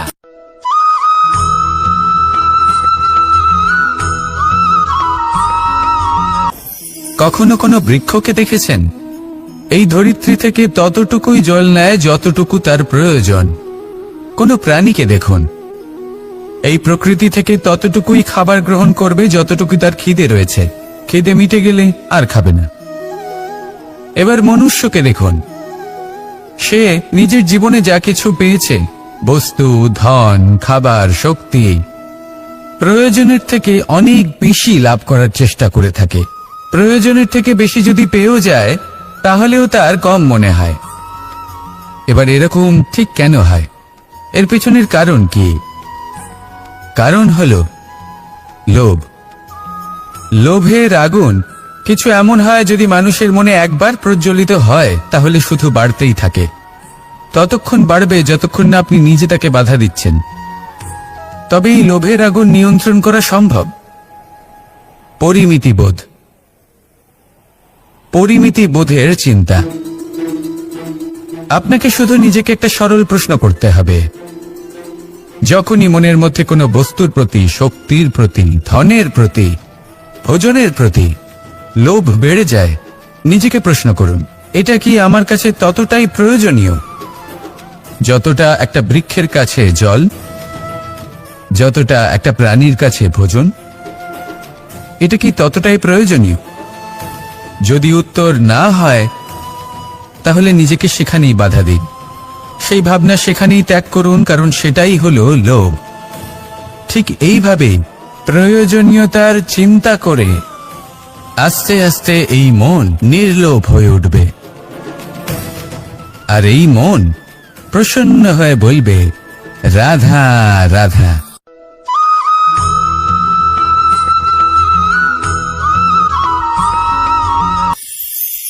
মানুষ যখনই কোনো কাজ করেন তখন ওনার মনে একটা প্রশ্ন অবশ্যই আসে যে এই কাজের পরে লোকে নিন্দা করবে নাকি প্রশংসা করবে।